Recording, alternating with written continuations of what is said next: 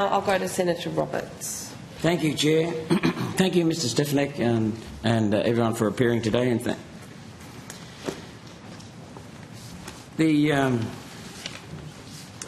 there was an inquiry into your department, Mr Stefanic, some years ago, about 2 years ago, correct?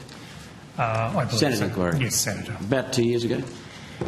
Would be roughly that. Yeah, that's what I thought. I was participating in that inquiry when I was a member of the Finance and Public Administration Committee. I was quite alarmed with some of the testimony from members of staff, especially the security staff, and in fact I've been bailed up by two people in the, and I must say pleasantly, they weren't threatening, two of your security staff in the supermarkets in Canberra, saying that they weren't happy with the outcome at all, and the culture was not revealed. I've got some articles here from the ABC, of all places, and also from the Australian, describing the Federal Department of Parliamentary Services facing allegations of a toxic culture that silences dissent and covers up problems. What's your total remuneration package, Mr Stefanic? I don't have the exact figure off the top of my head, Senator, but it's some quantum over 400,000. Over 500,000? No. Okay, so between 4 and 500. Less than 450. Listen, that's total, including super, everything. Correct. Thank you. Mr Stefanic, you created the position of Deputy Secretary of your department, correct? Well, the role of Deputy Secretary existed when DPS was originally created. I believe in about 2013, the position at the time was made redundant by the Acting Secretary. Might have been 2012. Following my appointment in December 2015, it took some time for me to undertake a review of the department and to look at what the appropriate structure would be for it. The majority of the senior executive team were fairly new to the agency, and at that point in time I felt there was little need to add a deputy role to it, given I had to get across the subject matter of the department. So following my initial review, I decided not to reinstate the position of Deputy Secretary. I did undertake another review myself, a fitness for purpose review, I think probably around 2017. And at that point, it became clear that it was necessary to reinstate the role of Deputy Secretary, mainly because my workload across a portfolio of several divisions and nearly 1,200 staff at the time was too much for me to bear. And it was important to have a deputy role that could deal with many of the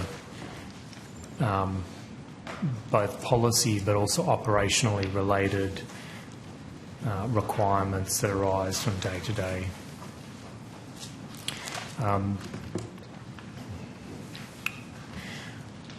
So I had, on a temporary basis, reinstated the Deputy Secretary role as a trial, and following a period of time I then made the judgment that it was important for the Deputy Secretary role to be a permanent feature of the department again, which is when I advertised the role. Okay. So did you appoint Ms Cate Saunders to that position, initially on an acting basis? I did, Senator, and the rationale for that was out of the cohort of senior executive staff at the time, Ms Saunders was the Chief Operating Officer as an SCS Band 2 level. The Deputy Secretary role is in effect the Chief Operating Officer for the department, in addition to other responsibilities. Sorry, which role is Chief Executive? The Deputy Secretary is the Chief Operating Officer. Thank you. So you'd be equivalent to the Chief Executive? No. So typically, Chief Operating Officer will have responsibility for corporate matters, but this role is more expansive in the respect that it has responsibility for matters such as security and also finance and property matters. Okay, thank you. What was the total remuneration for the position? Somewhere in the realm of $420,000 a year?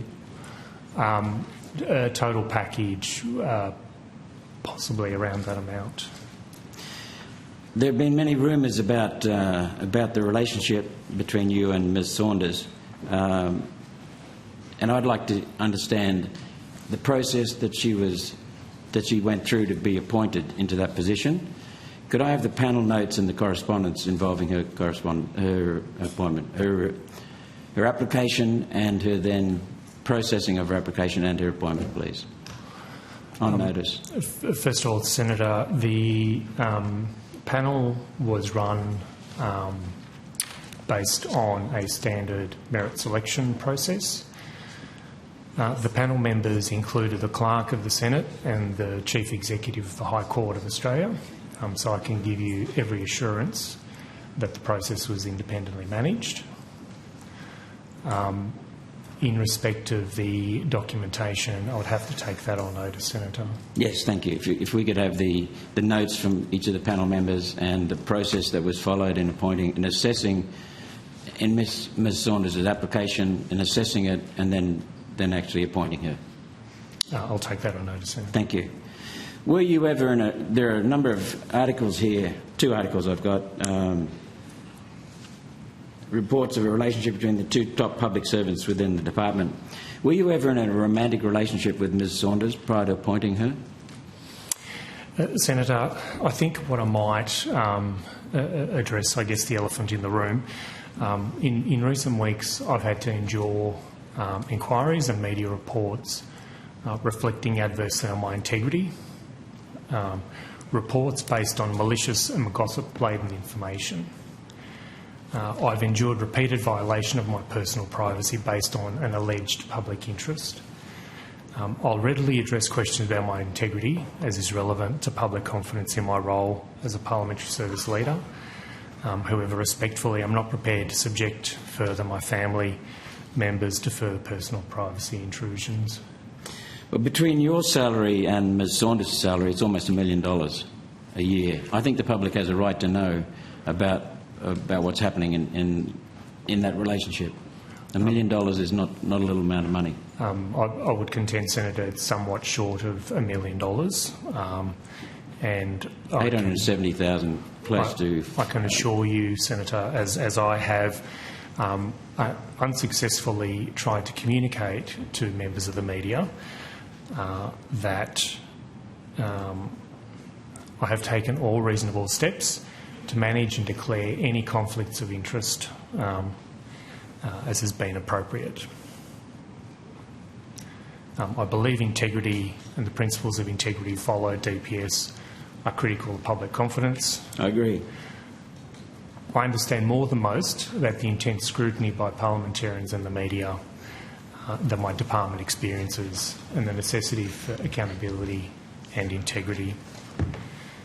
And to my mind, the perceptions of conflict are just as important as actual conflict. So I want to give you assurance, Senator, that I have acted appropriately at all times. Mr Stefanic, with respect, you haven't actually answered the question. Were you in a romantic relationship with Ms Saunders while you were her boss? Senator, as I have mentioned, I'm not prepared. If I open the discussion of my privacy, it becomes a further matter for speculation and discussion. I've endured that for quite some years. This is actually not new. As I've said, my privacy has already been considerably violated in this process, and I really am not prepared to entertain any questions that speak to my personal privacy. As I said, Senator, I am willing to answer any questions in relation to my integrity, and to that end I will do so. You still haven't answered the question. I understand your perspective that it raises more questions, but if you answer that question, yes or no, it ends it right there. So what's the answer? If you are being inconvenienced, hurt by continuing questioning, just put an end to it. Taxpayers have a right to know what's going on in the Department of Parliamentary Services.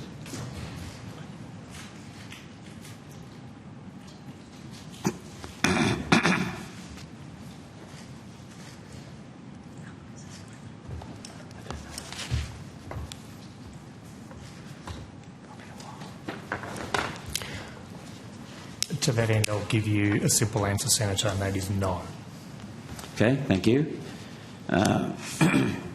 Did you ever discuss the relationship or give notice of it in the past to any official? Senator, as I said previously, the perceptions of a conflict of interest are almost as important as any actual conflict of interest for people such as myself. I agree. Where any friendship would seem to be, would have the perception of being less than where the perception of it would be less than impartial,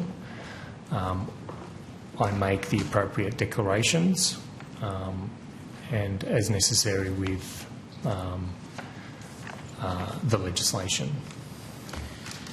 How much was the former Deputy Secretary, Ms Saunders' exit package on her retirement from the DPS? I understand it's called an incentive to retire. Perhaps I might refer to Ms Senator Jarla Hinchcliffe, Deputy Secretary, Department of Parliamentary Services.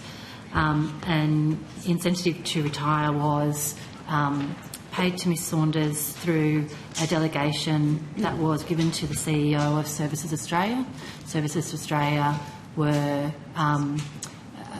the entity that negotiated that with her, but DPS were her employer, and so we made then the payment. Excuse me, could you explain why the Department of Services was... Services Australia, Ms Saunders was seconded to Services Australia at that time, and Services Australia took part in the discussions with Ms Saunders. Even though she was employed by DPS? And she was an employee of DPS at the time.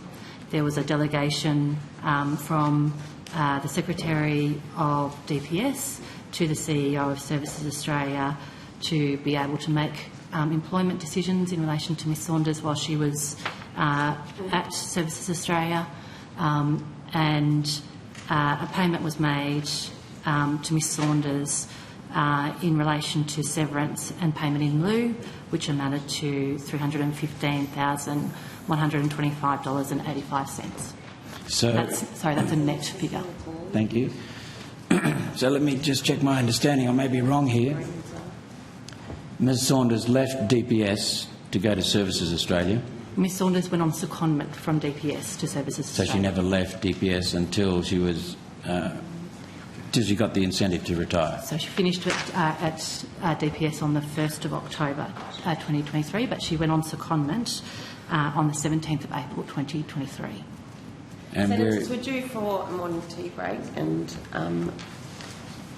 I think there are many of us that need one, so we'll suspend for 15 minutes and return at 11:15. Thank you. We'll now resume, and Senator Roberts, you still have the call. Thank you. Thank you, Chair. Maybe just a clarifying question, Mr Stefanic. I appreciate that the previous session was difficult, may have been difficult. I appreciate your answer. It may be helpful, given your answer, if you could just clarify once and for all. Have you ever been in a romantic relationship with Ms Saunders before or after her appointment?